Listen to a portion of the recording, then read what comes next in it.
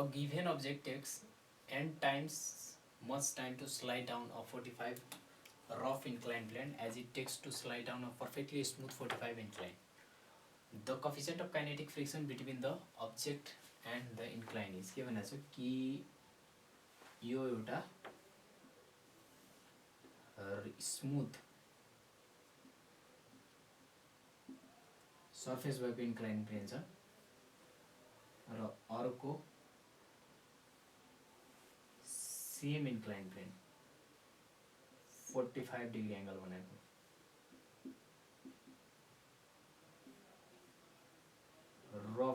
Rough incline plane छ। तो यहाँ टी टाइम्स लगाउँछ यो अब्जेक्ट यहाँबाट यहाँ झर्न यहाँ लगाउँछ यो object N T times N times T भन्दैछ हो। तो यसको जुन फ्रिक्सन होला तो यो कोफिसिएंट अफ फ्रिक्सन जुन छ त्यो कति हुन्छ। यो अब्जेक्ट यहाँ छ भनेदेखि यो अब्जेक्ट को तलतिर कुन फोर्स लागिरहेको होला एमजी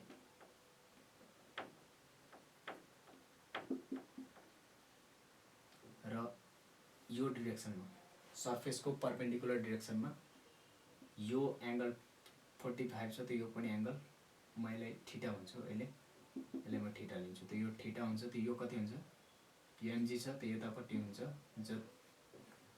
कुनै भेक्टर छ यसको परपेंडिकुलर कम्पोनेन्ट एफ छ भने फोर्स हुन्थ्यो भनेदेखि यो कति हुन्थ्यो थीटा छ भने जतापट्टि थीटा हुन्छ त्यतापट्टि कस हुन्छ त्यो कति हुन्छ एफ कस थीटा यो कति हुन्थ्यो एफ साइन थीटा। त्यस्तै यस्तो यहाँ हुन्छ यसको यतातिरको कम्पोनेन्ट यो परपेंडिकुलर सर्फेससँग यो परपेंडिकुलर छ त्यो हुन्छ एफ कस थीटा र यतापट्टि यो फोर्स को कम्पोनेन्ट हुन्छ एमजी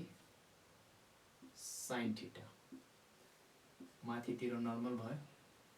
र उतातिर फोर्स लाग्दैन यसमा। यो अब्जेक्ट जब झर्न थाल्छ तो यो अब्जेक्ट मोसनमा जब हुन्छ त्यति बेला यो अब्जेक्ट मोसनमा भयो नि यति फोर्सहरु लागिरहेको हुन्छ र यो अब्जेक्टमा फ्रिक्सनल फोर्स लाग्छ। फ्रिक्सनल फोर्स जहिले पनि प्यारलल टु द सर्फेस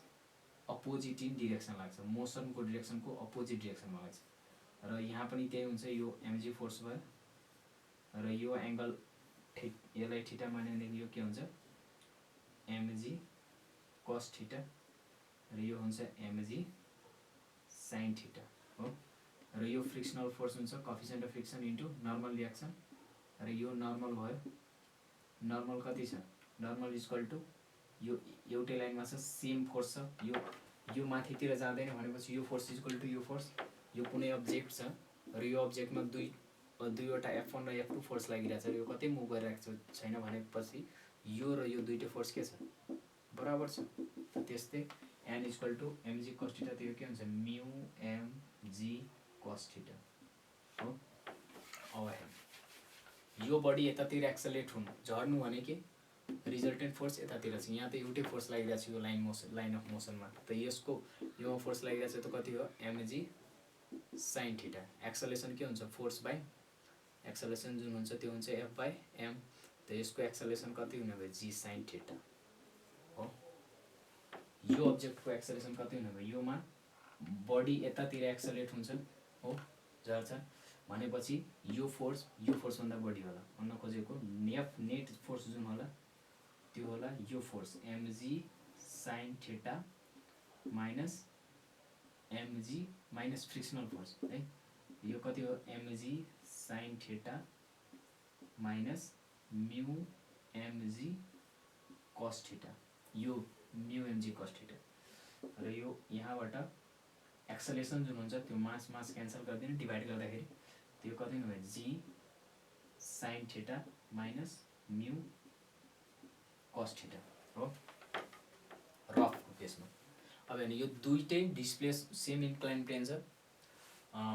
मतलब सेम यसको एंगल 45 छ भने यो पनि 45 छ तर यो स्मूथ छ यो रफ छ यति मात्रै डिफरेन्ट छ हो र डिस्प्लेस पनि सेम हुन्छ यस डिस्टेन्समा डिस्प्लेस हुन्छ। तो यहाँ के हुन्छ s equal to ut initially velocity के s equal to ut plus half at square acceleration constant चाहिँ यो इक्वेसन लाउन सकिन्छ। तो यहाँ के हुन्छ इनिशियल भेलोसिटी 0 थियो तो यो के हुने भयो s equal to half at square र दुवैको डिस्प्लेसमेन्ट सेम छ यसको यसमा लगाउने भनेदेखि यो इक्वेसन त यसको डिस्प्लेसमेन्ट कति हुने भयो हाफ एक्सेलरेसन कति छ g sine theta into t र यसमा लाउने भनेदेखि यस is equal to displacement is equal to half acceleration कति हुने भयो g sine theta minus mu cos theta into n t t को स्क्वायर है यो टी को स्क्वायर एन टी को स्क्वायर दुवैको डिस्प्लेसमेन्ट सेम छ यो र yo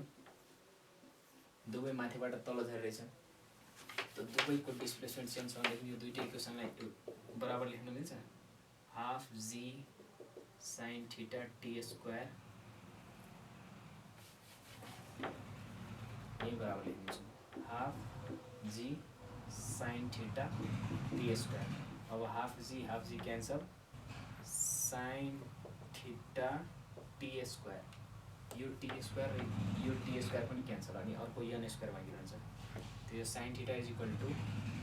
sign theta minus mu cos theta into n square यो यसलाई n square into t square लेख्न मिल्थ्यो र यो टी स्क्वायर र यो यताको टी स्क्वायर काटेको एन स्क्वायर बाँकी छ अब यसलाई 1/n square is equal to sine theta mu cos theta by sine theta यसलाई यसरी छुट्याएर लेख्न मिल्छ sine theta by sine theta minus mu cos theta by sine theta यो भयो 1/n स्क्वायर लेख्छु यो 1/n square is equal to 1 minus mu by tan theta 1 mu by tan theta is equal to 1/1 minus n square mu is equal to 1/n square tan theta यो क्वेसनमा थीटाको value 45 छ mu is equal to 1 minus n square tan 45 यो 1045 1 हुन्छ त्यसैले mu is equal to 1 minus 1/n square हुन्छ हाम्रो answer यो हुन्छ